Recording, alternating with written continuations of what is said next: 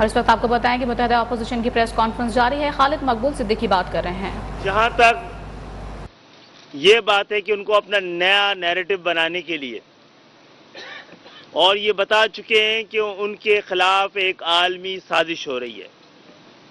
میں کئی دن پہلے بھی یہ مطالبہ کر چکا ہوں کہ وہ ایک عدالتی کمیشن بنائیں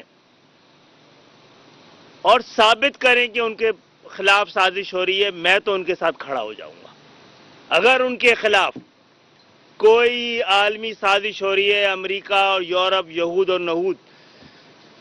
اور ہنود ان کے خلاف سازش کر رہے ہیں، تو میں آپ کے ساتھ ہوں، قوم آپ کے ساتھ ہوگی، لیکن آپ کو پہلے ثابت کرنا پڑے گا کہ اس دفعہ آپ سچ بول رہے ہیں. جو کچھ ہوا ہے کل، اس نے آپ کی حکومت کو تو ختم کر ہی دیا ہے، لیکن آپ نے جمہوریت کو ختم کرنے کی بھی انتظام کی ہے. اب اگر یہ لڑائی اور آپ کا نیریٹو اور آپ کا سچ یا جھوٹ وہ آپ سڑکوں پہ لے کے آئیں گے تو میرا خیال ہے باقی لوگ بھی اپنے نئے بیانیے کے ساتھ سڑکوں پہ آئیں گے. ہم نے اب تک کوشش یہ کی ہے کہ ہم شرافت کی سیاست پہ ہی قائم رہیں، اس پہ رہنا چاہتے ہیں. وہ آپ کو اگر سوٹ نہیں کر رہی ہے تو اس میں ہمارا قصور نہیں ہے. اور اس کے علاوہ آخری بات یہ ہے کہ جہاں تک ہمارا تعلق ہے، آپ نے پچھلے الیکشن میں ہم سے 14 سیٹیں جیتی تھی.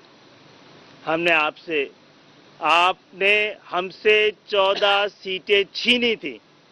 ہم نے کل آپ کی حکومت چھین لی ہے. اور اب اگر فیئر پلے ہوا تو آپ کو نتیجہ پتہ ہے. ہم دوبارہ میں کہہ رہا ہوں، اس بیانیے کو جھوٹ لانا خود ملک کے ساتھ سب سے بڑی بے وفائی ہے، ملک کے خلاف سب سے بڑا جرم ہے. لیکن آپ کے خلاف کوئی عالمی سازش ہو رہی ہے جو پاکستان کے خلاف بھی ہے. آپ کو ثابت کرنا ہے، ہمیں نہیں. آپ عدالتی کمیشن بنا کے جانا چاہیے تھا آپ کو. اب عدالتوں کا کام ہے اس کو ثابت کریں. اگر آپ صحیح ہوئے تو ہم آپ کے ساتھ کھڑے ہوں گے، اگر جھوٹ ثابت ہوا تو پھر تمام سیاسی قوتوں کا بھی، تمام اداروں کی یہ ذمہ داری ہے کہ پھر اس جھوٹ کے خلاف عدالتی طور پر فیصلہ ہونا چاہیے اور ان کے مستقبل کا بھی فیصلہ ہونا چاہیے.